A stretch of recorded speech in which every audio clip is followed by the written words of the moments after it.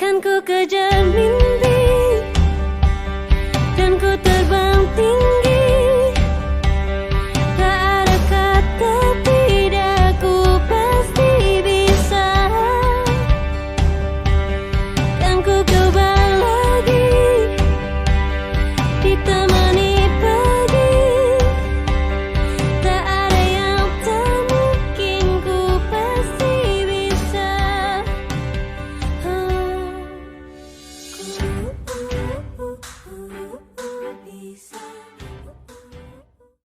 Udah Pak. Terlalu perasaan ini. Udah diminum aja. Nih kalau mau ini nanti nih. Tutup. Bismillahirrahmanirrahim. Assalamualaikum warahmatullahi wabarakatuh. Selamat pagi semuanya. Baik, pada acara ini kita mengadakan acara untuk CGV ya, atau calon guru penggerak. Sebelumnya terima kasih kepada yang terhormat Bapak Kepala Sekolah yang sudah hadir, kemudian juga Bapak Firdaus selaku pembicara dan juga Wakasek Kesiswaan, para wakasek yang lain, Bapak Ibu Ketua Program dan juga Bapak Ibu Guru yang saya hormati. Assalamualaikum warahmatullahi wabarakatuh. Puji syukur kita hadirkan dengan kepada Allah Subhanahu wa Ta'ala yang memberikan kita kesehatan, kemudian nikmat yang lainnya, sehingga pagi hari ini kita bisa hadir di acara ini. Tidak lupa salawat serta salam kita aturkan kepada Nabi besar Muhammad Sallallahu Alaihi Wasallam yang tentu saja sangat luar biasa membawa kita dari zaman ini menuju zaman yang terang sampai sekarang ini. Langsung saja Bapak Ibu, untuk acara yang pertama yaitu tujuan diadakannya kegiatan CGP itu dalam rangka melakukan pengembangan sekolah, yaitu modul 1-4 tentang budaya positif ya, yang mana itu untuk guru penggerak ini sangat dibutuhkan di SMK 1 Bayu ini tentu untuk memperbaiki citra wujud dan juga dari kita semua. Dan yang kedua, langsung saja untuk sambutan dari Bapak Kepala Sekolah. Maka dari itu untuk Bapak Dr. Andes Harus kita silakan.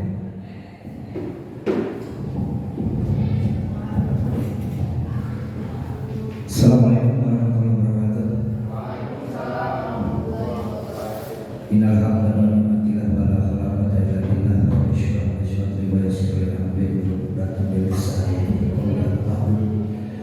seraya kita panjatkan puji syukur kepada Allah SWT, marilah kita sama-sama memohon ridhonya agar senantiasa sholawat dan salam tercurahkan kepada kita Nabi Muhammad sallallahu alaihi wasallam.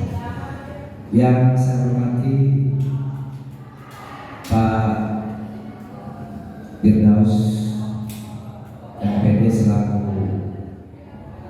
guru penggerak SMK Negeri 1 Bayang, yang saya hormati para wakasek, dalam hal ini yang baru hadir Pak Rizwan selaku Bapak Humas UIN yang telah melaksanakan rangkaian tugas kemarin dengan MOU dengan Apiknet, kemudian dengan Organisasi Cyber dan dengan PT Timex sebagai lembaga keuangan, dan alhamdulillah semuanya positif.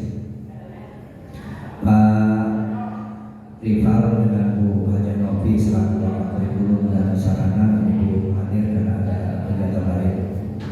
Mudah-mudahan tidak mengurangi rasa hormat kita dan eksistensi dalam implementasi pengibasan program yang akan dipaparkan nanti atau disampaikan oleh Pak Firda melalui video atau tayangan yang lain kepada kita semua.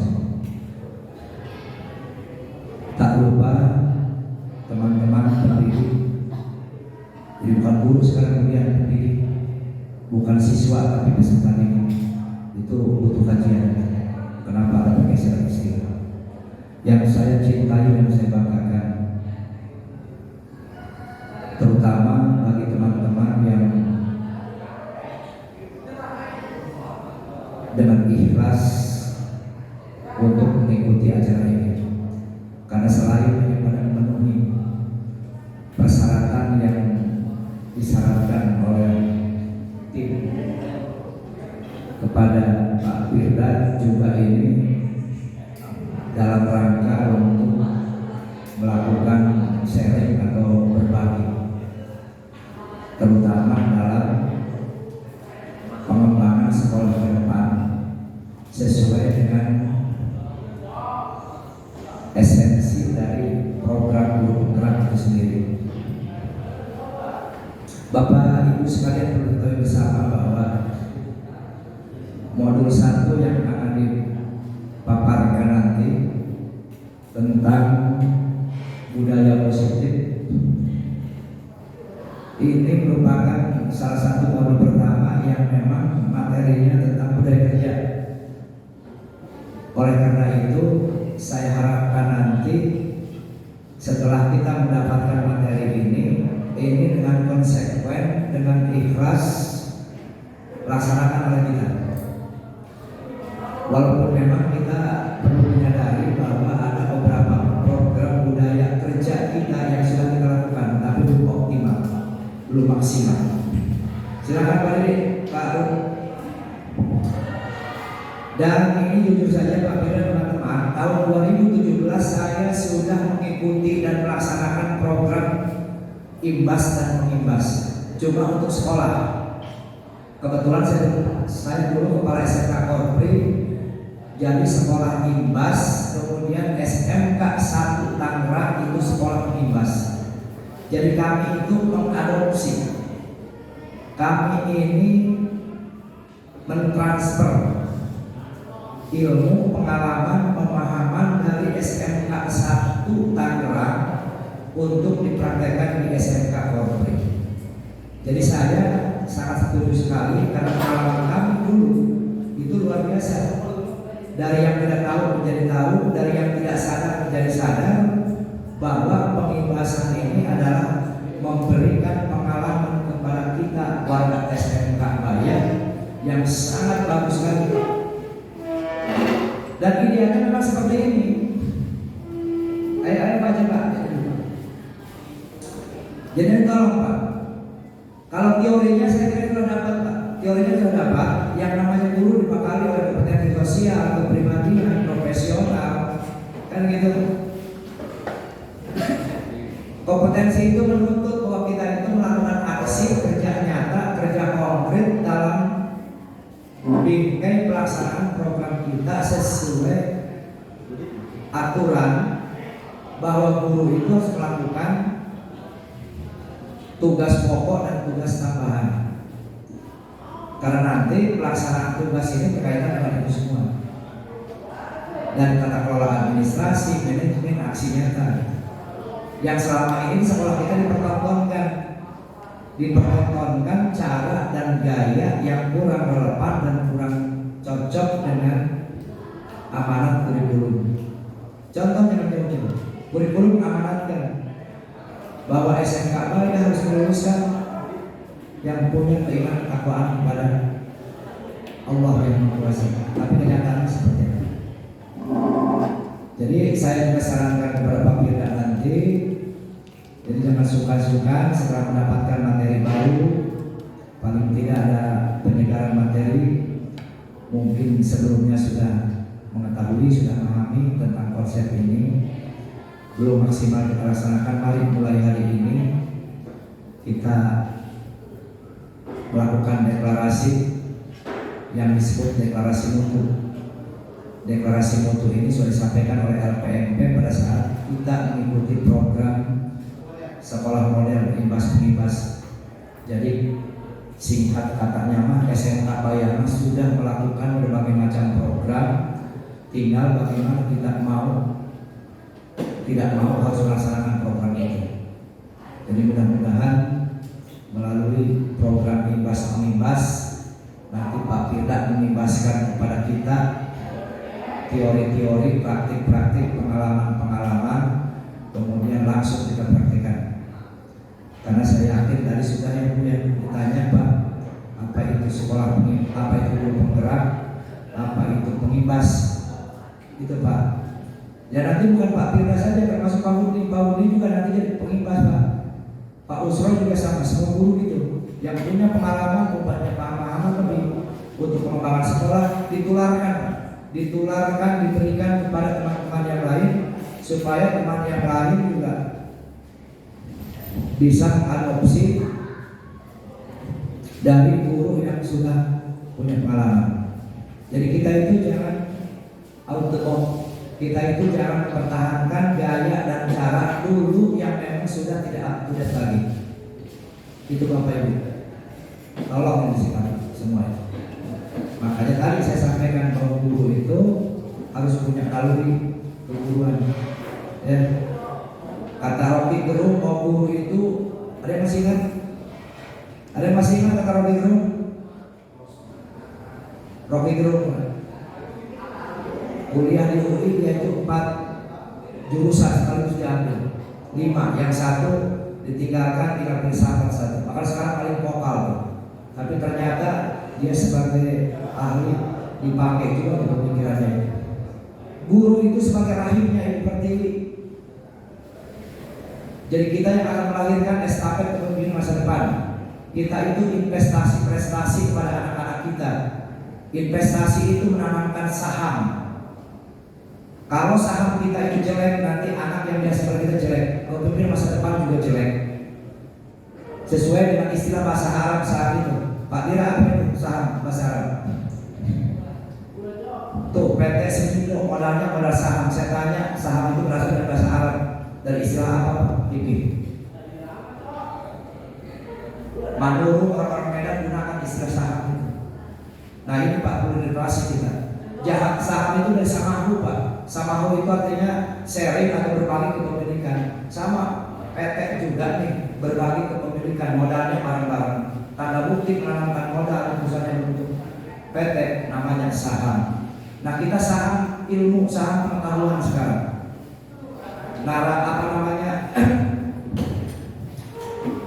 Narasi banyak disampaikan, banyak kita terima. Kemudian referensi banyak sudah kita baca. Dan sekarang ini referensi pengalaman Pak Firda selama melaksanakan kegiatan mengikuti program guru penggerak. Kita ambil, kita adopsi yang baik-baik ini untuk pengembangan SMK Bayan, sehingga SMK Bayan bisa memberikan warna tersendiri beda dengan sekolah lain. Ayo Pak, kita harus bergerak sekarang. Saya kira itu yang dapat saya sampaikan. Ya, lebih kurangnya saya mohon maaf. Dan karena ini sudah hari Jumat, hari Rabu yang akan datang saya dipanggil inspektorat DKD dalam rangka untuk apa itu namanya data ulang untuk ASN. Kemarin saya berangkat jam 3 ke Pandeglang, pulang jam 7 dalam rangka Perkin tahu? Nggak tahu. Bu Sarifah tahu Pak Perkin? Jadi saya melakukan perjanjian dengan kepala dinas, uang yang diberikan oleh pemerintah kepada SMK Bayan untuk honor Bapak Ibu. Jadi saya kering, saya sakit melakukan itu. Kalau saya tidak melakukan itu, Bapak tidak bisa gajian. Maka saya tuntut kepada Bapak melalui pengimbasan sekarang ini, laksanakan tugas Bapak dan tugas Ibu dengan baik. Ya, tugas guru itu mendidik, mengajar, berlatih, membina, membimbing, menilai, mengevaluasi, dan melakukan tindak lanjut. Lakukan itu Pak Bu, termasuk memberikan contoh pada anak. Saya minta pertanggungjawaban tiap tahun. Tolong coba sadari semua. Saya kira itu. Akhir kata wassalamualaikum warahmatullahi wabarakatuh. Baik, terima kasih Bapak Kepala Sekolah yang sudah memberikan sambutannya. Dan acara selanjutnya langsung saja yaitu mengenai materi tentang calon guru penggerak. Silakan Bapak Firdaus.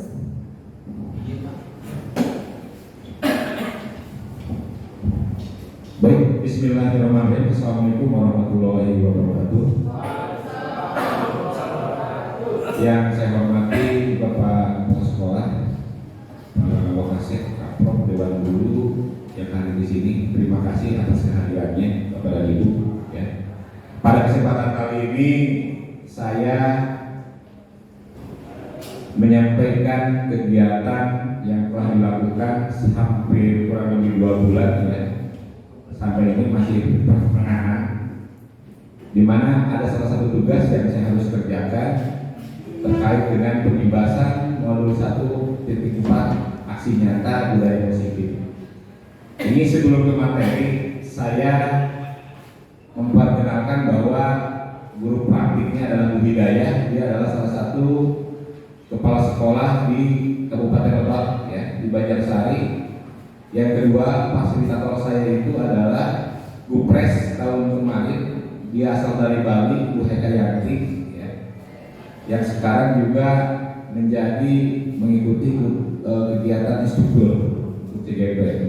Nah, baik Bapak dan Ibu, berangkat dari proses CGP ini, saya berpikir tujuan ikut CGP itu lebih kepada bagaimana posisi saya ketika mengajar di SMK 1 Bayan dengan kapasitas dan kemampuan, karena ASN itu memiliki hak untuk berkarir. Informasi yang pertama saya dengar Pak Kepala ya, bahwa ikut CGP itu adalah salah satu syarat di kepala sekolah. Motivasi awal saya ikut CGP itu kepada Ibu, saya berbicara jujur. Pada saat hari pertama, minggu pertama, bulan pertama, tujuan itu hancur. Itu tidak menjadi dasar pokok saya pada saat itu. Dilanjut balik. Nah, ini Bapak Ibu, mendidik pikiran tanpa mendidik hati adalah bukan pendidikan sama sekali. Itu adalah Aristoteles filsuf yang berbicara. Ya.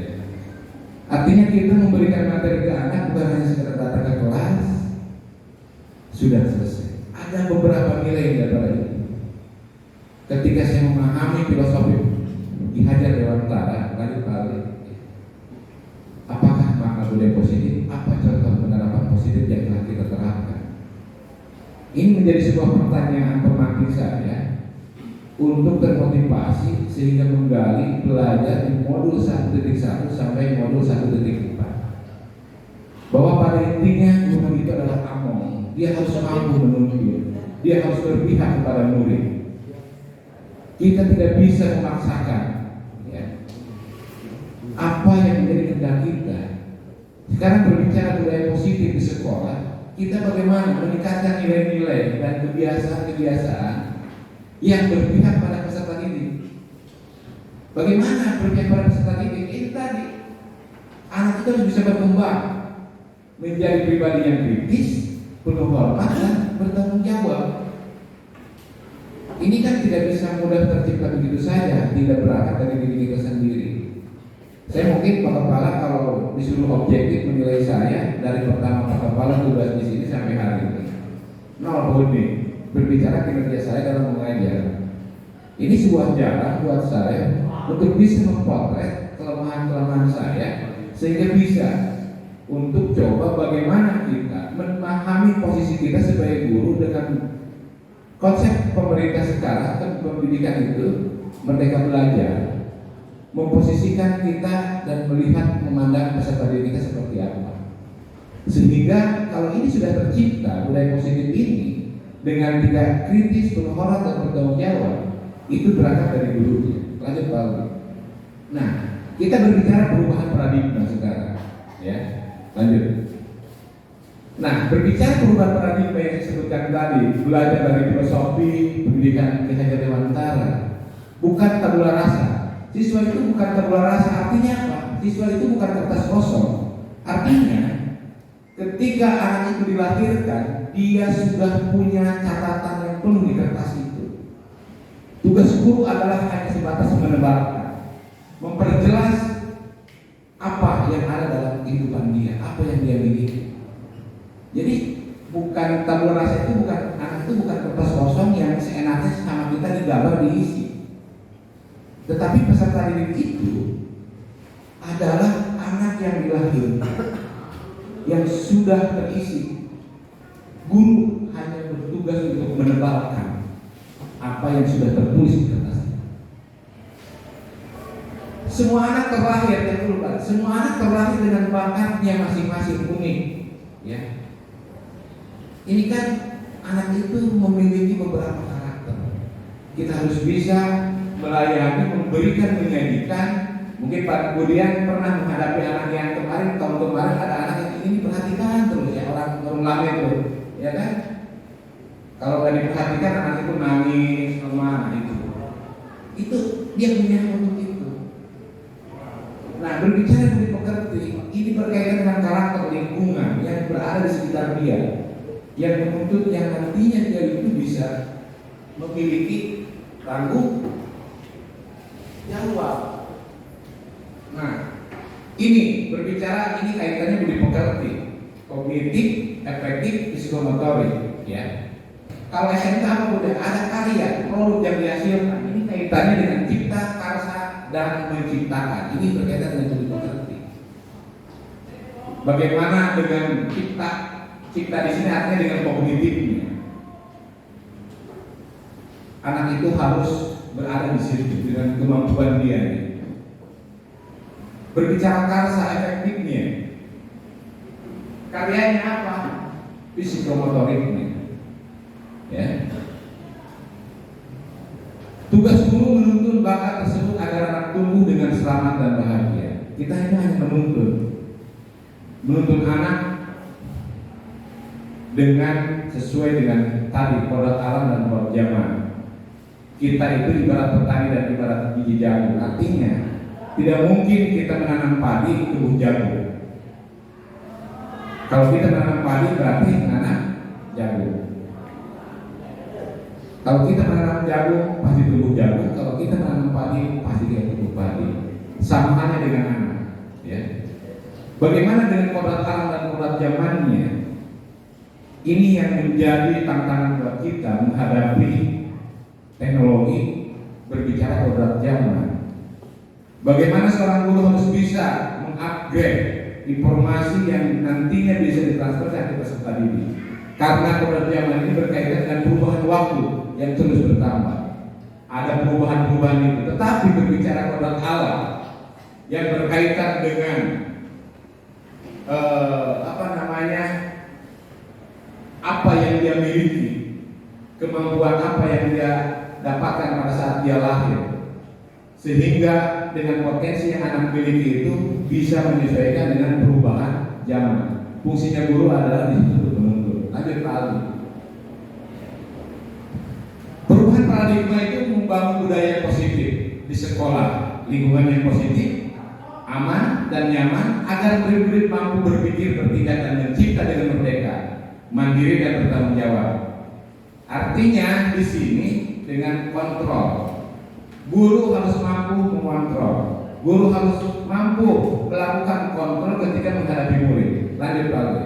Nah, di sini ada istilah disiplin positif menurut teori William Glasser, ya, antara teori kontrol dengan teori pilihan. Di situ ada 4. Anda tidak bisa mengontrol orang lain, hanya Anda yang bisa mengontrol diri Anda. Itu adalah teorinya. Semua perilaku memiliki tujuan. Model berpikir menang-menang, kolaborasi dan konsekuensi menciptakan pilihan-pilihan baru. Berbicara Anda tidak bisa mengontrol orang lain, hanya Anda yang bisa mengontrol diri Anda. Artinya, makna disiplin di sini belajar kontrol diri itu dengan menggali potensi kita agar mencapai tujuan yang mulia. Sesuatu menjadi seseorang yang kita inginkan berdasarkan nilai-nilai yang kita hargai. Artinya di situ ada nilai-nilai menurut kita baik, positif, bagus. Misalkan mempercayai bahwa sholat 5 waktu itu akan mengantarkan ke surga. Berbicara jujur itu adalah sebuah karakter yang baik. Kan gitu, kita harus bisa meyakini. Belajar kontrol itu. Kalau kita tidak mungkin di sini Mengontrol orang lain hanya Anda yang bisa mengontrol diri Anda. Tidak bisa Pak Ahmad, Anda harus baik. Karena hanya Pak Ahmad yang bisa mengontrol Pak Ahmad. Ya. Nanti ini akan kita bahas. Ya. Di situ ada teori motivasi, ada 5 posisi kontrol, dan 5 kebutuhan dasar manusia. Karena berbicara teori kontrol dan teori pilihan ini, ketika kita mau mengontrol murid, kita harus memahami teori kontrol menurut William Glasser ini. Bahwa kita harus meyakini teori motivasi itu ada 5 posisi kontrol, ada 5 kebutuhan dasar manusia. Ada balik. Nah, perubahan paradigma teori kontrol, ilusi kontrol. Ya. Guru mengontrol murid. Ya. Bagaimana miskonsepsi tentang kontrol kita memperbaiki ini? Bahwa kritik dan membuat orang merasa bersalah dapat mematahkan karakter. Sepakat tidak? Paham? Sepakat tidak paham? Semua penguatan positif efektif dan dapat bermanfaat. Orang dewasa memiliki hak untuk memaksa. Tidak sepakat. Tidak sepakat. Lihat lanjut lalu. Nah, bisakah kita mengontrol seseorang? Lihat, ada stimulus respon dan teori kontrolnya ini. Kita mencoba mengubah orang agar berpandangan sama dengan kita. Kita akan selalu seperti itu kan berbicara. Berbicara teori kontrol, kita berusaha memahami pandangan orang lain tentang dunia. Perilaku buruk dilihat sebagai suatu kesalahan. Semua perilaku memiliki tujuan. Jadi teori kontrol di sini setiap orang itu memiliki tujuan. Perilaku buruk dilihat sebagai suatu kesalahan. Tinggal Bapak dan Ibu, saya bisa mengontrol orang lain, Anda tidak bisa mengontrol orang lain. Secara teorinya tidak bisa. Secara stimulus responnya kita bisa mengontrol orang lain. Bagaimana dengan model berpikir menang atau kalah? Secara teori kontrolnya, model berpikir menang-menang. Artinya kita harus bisa bagaimana teori kontrol ini semua perilaku memiliki tujuan. Anda harus yakin apa yang dilakukan anak itu pasti. Secara teorinya anak itu pasti punya alasan ketika dia mau melakukan apa yang tidak terlepas perilakunya itu buruk atau baik. Lanjut Pak Alwi. Lanjut. Nah, berbicara disiplin, ya, sering dikaitkan dengan tata tertib, teratur. Ini Bapak dan Ibu jujur ya, saya sangat kena tamparan di materi ini. Berbicara disiplin berkaitan dengan tata tertib. Sepakat kita ya? Sepakat tidak? Harus konsisten Pak Dira ya.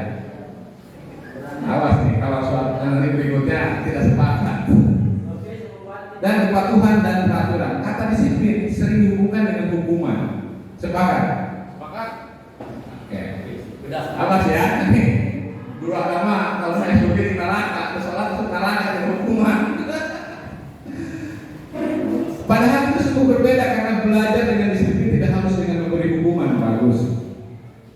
Justru itu adalah salah satu alternatif terakhir dan kalau perlu tidak digunakan sama sekali. Bila perlu jangan ada hukuman. Lanjut Pak Alwi.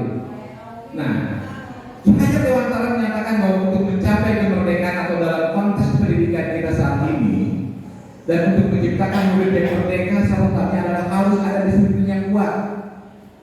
Disiplin diri, memiliki motivasi internal, ya, maka memerlukan pihak lain untuk mendisiplinkan kita.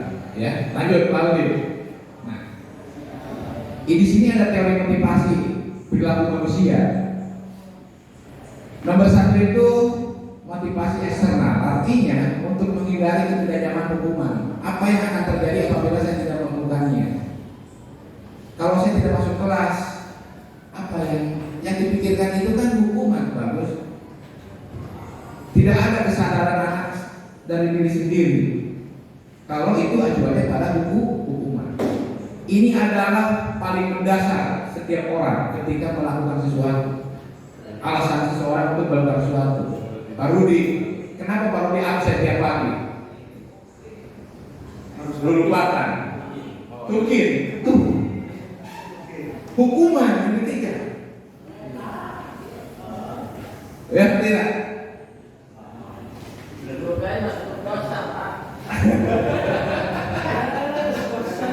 Kalau guru saya takut dosa, tidak masalah.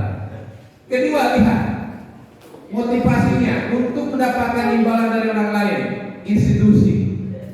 Tadi tuh,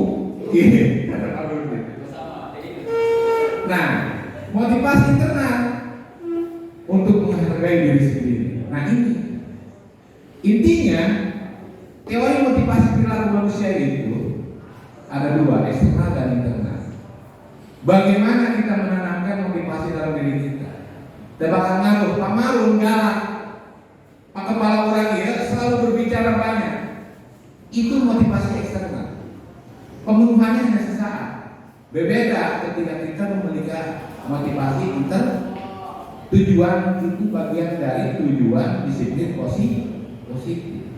Motivasi internal itu merupakan tujuan dari disiplin positif. Lanjut Pak Alwi. Nah, kita mengerucut sekarang. Saya berbicara memposisikan saya ketika menjadi guru ikut pada modul 1.1. Itu menambah Bapak Ibu ya. Tujuannya yang saya salah satu salah kepala sekolah tertariknya sekarang muncul Bu Setiawati ya. Akhirnya saya mau sendiri dan ini menjadi sesuatu hal yang menarik buat saya. Pembelajaran yang berharga karena selama belajar menempuh SD, SMP, SMA, SMK sampai S2 baru kali ini saya mendapatkan materi yang berubah bukan pemikiran saya, merubah perasaan saya. Bagaimana saya melihat dulu harus seperti apa.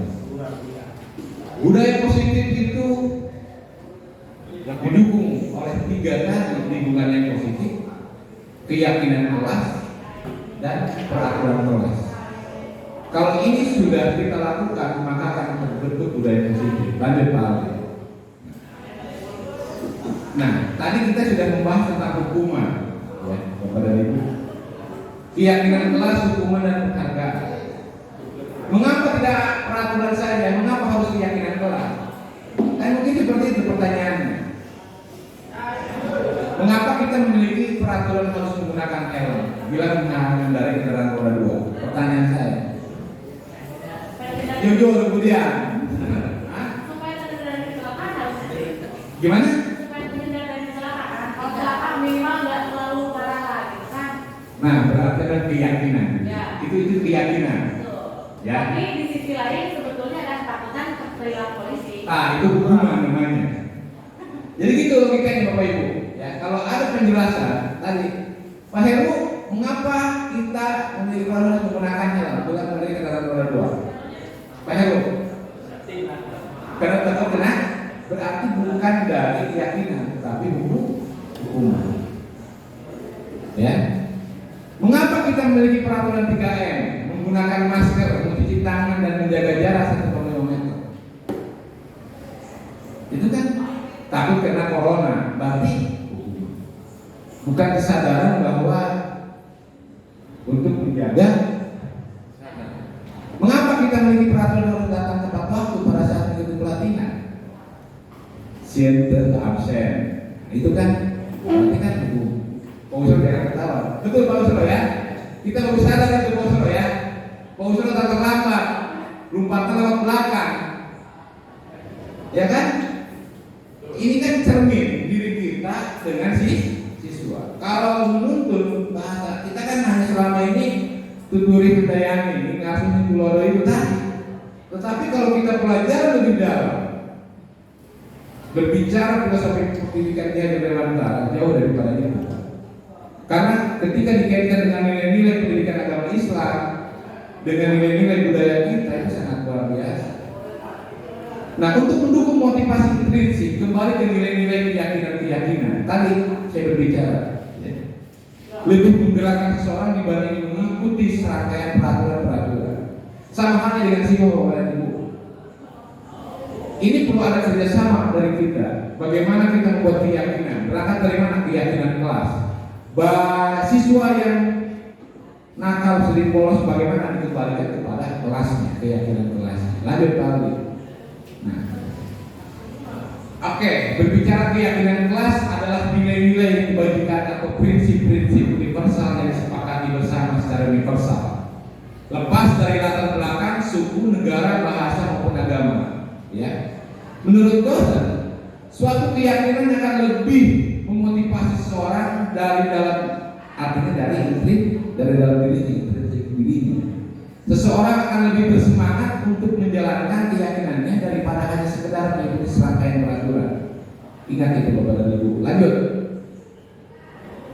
Pembentukan keyakinan kelas. Keyakinan kelas bersifat abstrak daripada peraturan yang lebih rinci dan konkret. Keyakinan kelas berupa pertanyaan-pertanyaan yang universal. Pertanyaan keyakinan kelas senantiasa dibuat dalam bentuk positif. Keyakinan kelas hendaknya tidak terlalu banyak sehingga mudah diingat dan dipahami. Semua warga kelas sebaiknya ikut berkontribusi dalam membuat kegiatan kelas lewat curhat pendapat. Bersedia meninjau kembali keyakinan kelas dari waktu ke waktu. Kita sebelum awal semester melakukan kontrak belajar dengan siswa. Ketika sudah dibuat budaya positif di dalam kelas, anak melakukan kesalahan di luar dari aturan-aturan yang sudah disepakati, berarti kita harus memberikan penguatan keyakinan kepada anak untuk anak itu kembali meyakini aturan yang ada di kelas itu. Lanjut balik. Nah, bagaimana kita membedakan antara peraturan dan keyakinan kelas? Ya, peraturan selalu kembalikan buku ke tempatnya. Yang perlu kita yakinkan kepada anak kita itu buat keyakinan kelas itu adalah tanggung jawab. Kalau kembalikan buku pada tempatnya ketika anak punya buku, atau kembalikan buku pada perpustakaan ketika anak sudah meminjam, yang kita harapkan keyakinannya adalah keyakinan tanggung jawab. Dilarang mengganggu orang lain, artinya harus bisa meyakini saling menghormati. Hadir di sekolah 15 menit sebelum pembelajaran dimulai. Ada komitmen dan menghargai satu sama lain. Kita memaksakan anak untuk datang tepat waktu, tapi kita tidak komitmen, dan kita tidak bisa menghargai anak diri kita. Ya, ini yang mana peraturan, mana keyakinan. Maka tadi saya sampai kemudian jawab, saya takut jatuh atau kecelakaan, saya pakai helm. Artinya keyakinan kita bukan menakut kita takut pada aturan. Beda, motivasinya itu internal dalam diri. Tadi menurut teori motivasi, yang paling efektif itu adalah motivasinya adalah diri kita, bukan masukan dari luar. Oke, lanjut lagi. Nah, oke, ini contoh membuat keyakinan kelas yang saya sudah lakukan di kelas 12 PKP 1. Ya. Guru membimbing siswa membuat keyakinan kelas. Ya, artinya saya mengarahkan anak ketika ini kasus di kelas 12 PKP 1, ketika masuk ke kelas sampah berserakan, ada siswa yang tidur di meja, sebagian siswa makan minum, ada sebagian anak tidur, ada sebagian kaki ke atas, ya. Maka saat itu saya melakukan kegiatan restitusi segitiga, nanti ada caranya, tapi ini salah satu contoh bagaimana melakukan keyakinan kelas. Saya memberikan pemahaman karena pada saat itu anak keluar dari keyakinan kelasnya dalam kehidupan belajarnya. Artinya menurut saya begini, anak sudah tidak mematuhi aturan, ya. Maka saya harus mengembalikan anak itu ke kelasnya berdasarkan keyakinan dia, kesadaran dia, bukan karena paksaan dari guru atau karena ada aturan di kelas itu. Sehingga apa? Saya memberikan pemahaman dan anak sadar, sehingga anak harus punya keyakinan. Silahkan Anda tuliskan berdasarkan keyakinan kalian, sehingga anak membuat keyakinannya dan menempelkannya di papan kelas, artinya di maling kelas, untuk dijadikan sebuah catatan untuk dia ketika di kelas melihat itu bahwa saya sudah buat keyakinan. Lanjut lagi. Nah, pada proses menulis keyakinan di sini guru harus dan siswa ini merangkum keyakinan kelas untuk dijadikan kesepakatan kelas. Jadi ketika semua catatan ditempelkan, kita bacakan bersama-sama dan itu dijadikan keyakinan itu harus dilakukan oleh semua siswa. Setelah itu baru dilakukan penetapan. Boleh melakukan tanda tangan di atas itu, boleh dipasang. Yang terpenting bahwa itu sudah menjadikan kesepakatan bersama antara guru dan murid. Lanjut. Nah, lanjut Pak Ardi. Ya. Terus. Nah, sekarang saya ingin bertanya kepada Ibu. Ini tidak akan buruk. Ada hukuman dan konsekuensi. Mencatat 100 kali dalam buku kalimat. Saya tidak akan terlambat lagi karena terlambat ke sekolah. Hukuman atau konsekuensi? Lari mengelilingi lapangan basket 2 kali karena terlambat hari di sekolah. Hukuman atau konsekuensi? Hah? Hukuman. Murid meminta untuk push up 15 kali karena tidak menggunakan masker ke sekolah. Hukuman. Hah? Hukuman atau konsekuensi?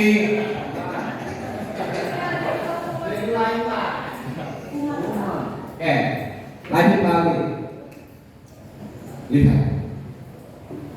Menggantikan kertas tugas teman yang telah dicoret-coret itu adalah konsekuensi. Artinya dia berdampak kepada apa yang dia lakukan, dia konsekuensi. Beda dengan lari mengelilingi lapangan basket 2 kali karena terlambat hari di sekolah. Itu adalah hukum. Lanjut lagi. Nah, perbedaan hukuman dan konsekuensi. Hukuman itu sesuatu yang menyakitkan harus terjadi. Konsekuensi ini sesuatu harus terjadi. Membuat anak sakit, fisik maupun hati untuk jangka waktu lama. Ini adalah dampak hukuman kepada dia. Artinya apabila kita memberikan hukuman ke anak, ini akan terjadi.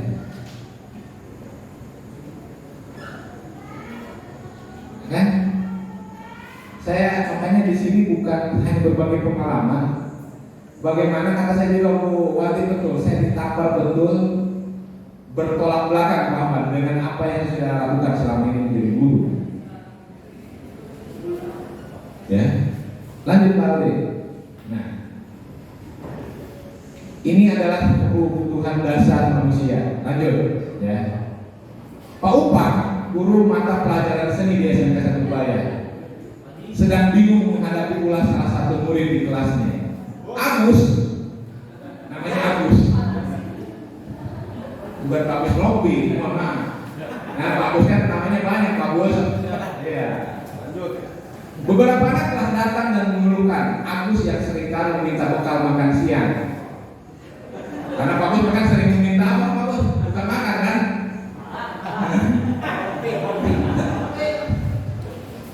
Meminta bekal makan siang mereka dengan paksa. Jika ada Anda menghadapi situasi seperti Pak Upah, apa yang akan Anda lakukan? Menurut Anda kira-kira apa yang alasan Agus melakukan itu? Anda sebagai guru misalnya, sebagai Pak Upah, paham apa yang Anda paham lakukan? Hah? Berbicara tentang kebutuhan dasar manusia tadi itu, sebelumnya Pak Ali di belakang dulu. Nah, kebutuhan dasar manusia, ya, bertahan hidup, ya, kebebasan, kesenangan, kasih sayang dan rasa diterima, dan penguasaan, power. Dari cerita tadi, berdasarkan kebutuhan dasar manusia, Agus ini ada di posisi mana?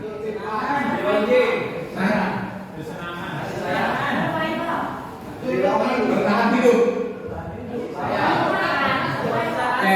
Lanjut kali sebentar, lanjut. Terus. Nah, lihat dalam konteks penerapan disiplin positif, Pak Upah sebaiknya mencari tahu alasan Agus melakukan tindakan tersebut agar memenuhi kebutuhan mana yang sedang berusaha dipenuhi Pak Agus. Kan gitu. Artinya kita tidak bisa menjas anak itu mental, tukang malak ya.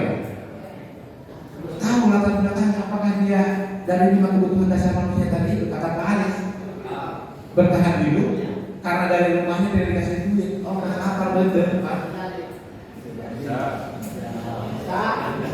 Nah, lihat, apabila jawaban Agus karena ia lapar dan orang tuanya tidak membawakannya bekal makan siang, kebutuhannya adalah bertahan hidup. Bisa jadi kan kemudian kejadian itu terjadi. Artinya harus ada dilakukan oleh Pak Upang ini mencari tahu alasan Agus melakukan tindakan tersebut. Solusi kan? Solusi benar. Ya kan? Ya, apabila jawaban Agus karena ia senang temannya dari memperhatikan dia, kebutuhannya adalah cinta dan kasih sayang. Ya kan gitu. Seperti Pak Huti, apabila jawaban Agus karena dia merasa bosan dengan bekal yang dibawa ibunya karena selalu membawakan bekal yang sama, kebutuhannya adalah kebebasan. Jadi dia butuh kebebasan, tidak mau diambil. Apabila jawaban Agus adalah karena iseng saja dan dia menikmati peristiwanya temannya yang kesal karena diambil makanannya, berarti apa? Kesenangan. Karena apa? Manusia ini tidak terlepas dari 5 kebutuhan dasar tadi, Bapak dan Ibu. Ya. Lanjut. Ya. Nah, di sini kita tadi sudah di awal disiplin itu menurut teori dasar tadi, di sini ada 5 posisi kontrol. Ada identitas gagal, kontrol dari luar, ya. Karena bagaimana kita harus mengontrol anak. Tadi dengan kasus Pak Upang tadi itu mencerminkan kita harus bisa menganalisis kebutuhan dasar manusianya. Yang kebutuhan dasar tadi. Bagaimana kita untuk melakukan kontrolnya? Itu bisa dilihat. Motivasinya dari guru. Biasanya kan kita menghindari hukuman itu kan menghukum, membuat orang merasa bersalah. Lihat Bapak dan Ibu ya di tabel ini ada identitas gagal, identitas berhasil, sukses, kontrol dari luar, ya, teman, pemantau, manajer. Di sini posisi guru ada di mana? Penghukum, membuat orang merasa bersalah, teman, pemantau, manajer. Beda dengan manajer, pasti kalau manajer adalah kepala sekolah. Ini adalah 5 posisi kontrol di sekolah. Ada penghukum, membuat orang merasa bersalah, teman, pemantau, manajer. Karena kepala sekolah akan posisinya ada di manajer. Akan banyak laporan yang datang ke kepala sekolah. Apa yang kita yakin, apa yang bisa kita kerjakan untuk memperbaiki masalah ini. Itu adalah peran manajer. Tidak bisa itu dilakukan oleh manajer sendiri. Ketika contoh guru berkata, kalau kamu tidak melakukannya, awas ya, rasakan. Itu adalah identitas sebagai pembunuh. Ketika guru berbicara demikian, dia sudah menjadi posisi guru sebagai pembunuh. Nah, bagaimana ketika ada redaksi, guru diposisikan sebagai pembuat orang merasa bersalah? Kamu seharusnya, kamu sudah tahu, ibu telah sekali mengatakannya, ibu stres, ibu pengen capek bagaimana? Pak Andre kelas 11 Gelok siapa yang capek, itu adalah bentuk pembuatan orang merasa bersalah. Nah, sebagai teman, guru memposisikan sebagai teman. Ayolah lakukan dari ibu. Kamu masa kamu tidak mau ingat tidak ibu pernah begitu? Ayo bagus, aku bagus, mesti bayar uang dengan yang tua. Sebagai teman itu bagus. Bagaimana kita memperlakukan itu sebagai penghukum, membuat orang bersalah sebagai teman? Bagaimana memposisikan guru menghadapi siswa sebagai pemantau? Apa peraturannya? Kan tanya ke anak misalnya, apa alasannya? Artinya kita memposisikan pemantau. Bagaimana memposisikan sebagai manajer? Ayo sebagai pimpin. Ayo kita cari dalam solusi. Ini yang disebut dengan identitas berhasil lihat. Artinya identitas gagal itu jangan sampai guru menjadi penghukum dan membuat salah siswa. Ya, lanjut balik. Nah, ini restitusi. Restitusi itu adalah proses menciptakan kondisi bagi murid untuk memperbaiki kesalahan mereka. Ya. Sehingga mereka bisa kembali pada kelompok mereka dengan karakter yang lebih kuat. Restitusi juga merupakan proses kolaboratif yang mengajarkan murid untuk mencari solusi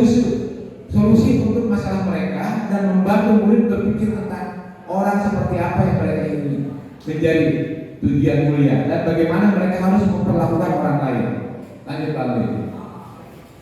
Nah, untuk mendefinisikan restitusi kita lihat ciri-cirinya. Bukan untuk menebus kesalahan, namun untuk belajar dari kesalahan. Itu restitusi.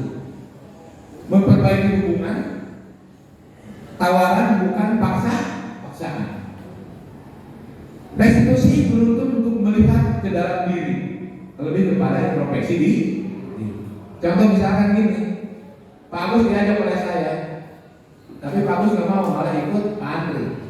Artinya saya mengintrospeksi diri saya, berarti selama ini saya tidak lebih baik, berbuat baik itu lebih daripada Pak Andri ke Pak Agus. Kan itu bukan menjadi sebuah kebencian ke Pak Agus, tapi mengintrospeksi diri kita. Ternyata saya ini kurang lebih baik ke Pak Agus, sehingga Pak Agus memilih Pak Andri karena Pak Andri lebih baik ke Pak Agus. Motivasi saya harus lebih baik ke Pak Agus, kan gitu. Nah, restitusi mencari kebutuhan dasar yang mendasari tindakan. Kita harus punya alasan apa yang kita butuhkan. Restitusi diri adalah cara yang paling baik. Ya, memperbaiki itu yang paling baik. Perbaiki dalam diri kita sendiri. Fokus pada karakter bukan tindakan. Ya, Bapak Ibu. Fokus pada solusi. Mengembalikan murid yang berbuat salah pada kelompoknya. Artinya tadi dengan keyakinan kelas. Anak bersalah yakinkan. Lanjut lagi. Ya.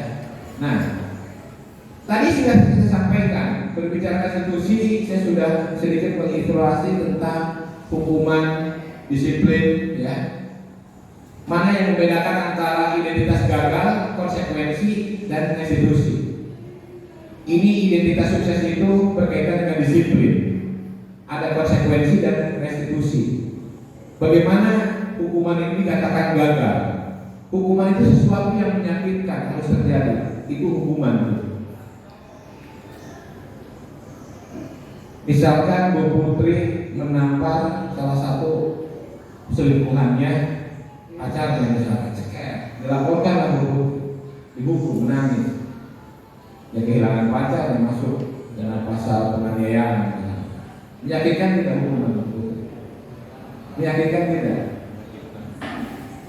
Konsekuensi, kalau Bu Putri selingkuh pacarnya sadar diri, sudah berarti bukan yang terbaik buat saya, tidak akan menyakitkan. Bagaimana restitusi? Pilihan, berarti saya harus mencari yang lebih baik. Nah, itu. Bagaimana membedakan antara hukuman yang gagal dengan identitas sukses, disiplin, konsekuensi dan restitusi? Seperti itu. Oke, lanjut balik.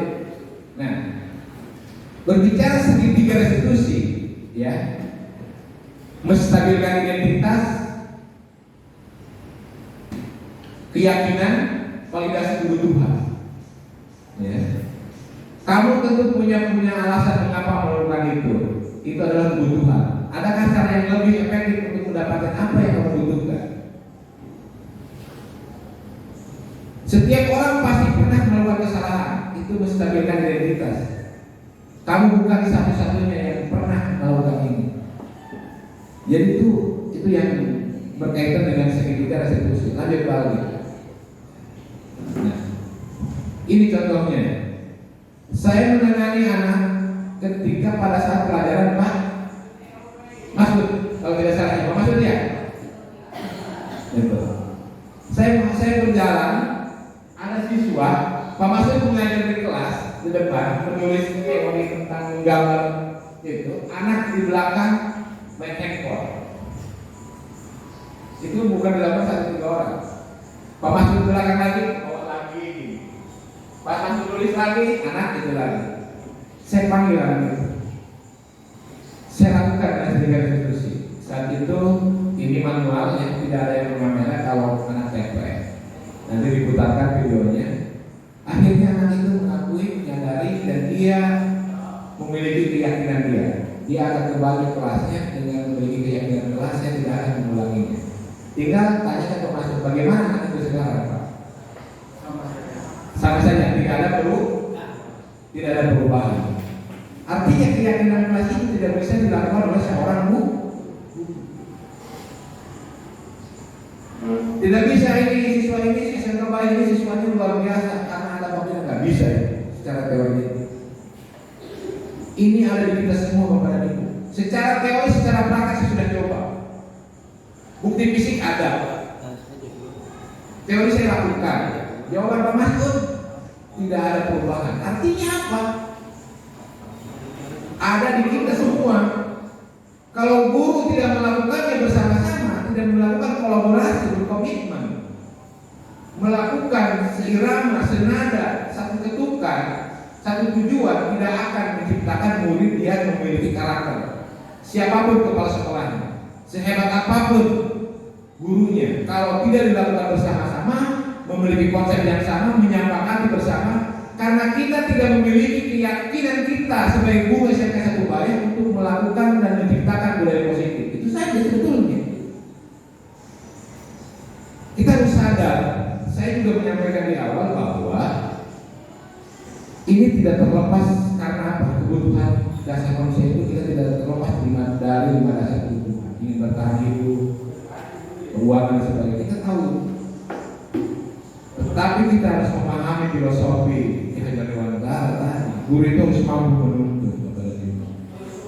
Ya, balik hanya tensi. Itu saja, bukan berarti saya menggurui, saya belajar, saya praktek. Pak Masud yang menjawab tadi, saya membuktikan bahwa saya meyakini bahwa tidak bisa dilakukan oleh saya sendiri. Pengimbasan ini adalah bentuk analisis saya.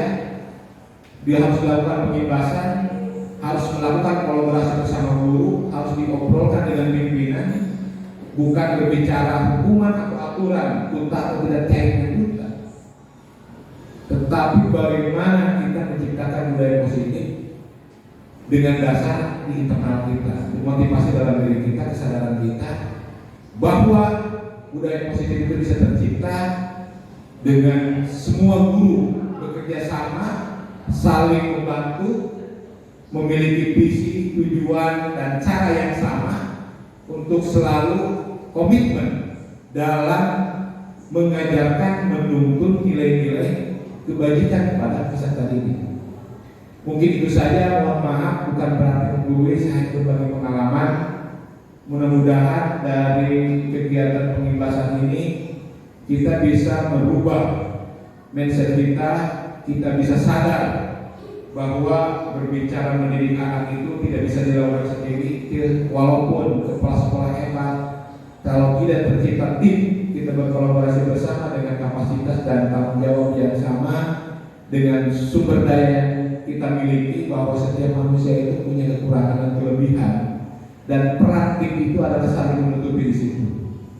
Ayo teman-teman, kita berangkat dari situ, karena tamparan yang menyakitkan itu ketika saya selama jadi guru, ketika saya mengikuti CGP. Itu saja dari saya. Terima kasih. Assalamualaikum warahmatullahi wabarakatuh. Baik, berikan aplaus untuk Bapak Ridwan Pratama. Terima kasih sudah menyampaikan tentang materi aksi nyata dari budaya positif tadi ya. Jadi satu poin yang bisa saya ambil dari berapa banyak poin tadi, bahwasannya yuk mari bersama-sama kita merubah mindset kita yang akhirnya kita mungkin takut akan hukuman menjadi sebuah kesadaran diri agar kita jauh lebih bertanggung jawab lagi dengan tugas dan tanggung jawab kita. Baik, selanjutnya yaitu kita sudah sampai di akhir acara. Mari kita bersama-sama membacakan doa. Untuk itu kepada Bapak Agus Novi, saya persilakan untuk maju ke depan dan memimpin doa.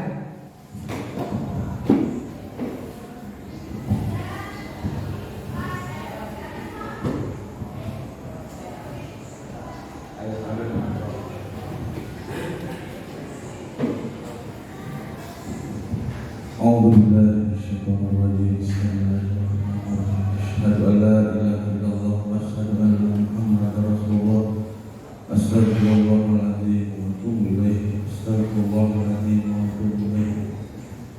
أعوذ بالله من الشيطان الرجيم. بسم الله الرحمن الرحيم. وقنا عذاب النار. يا حي يا قيوم يا ذا الجلال والإكرام. اللهم صل على سيدنا محمد وعلى آل سيدنا محمد. حمدا شاكرين حمدا نعيم حمدا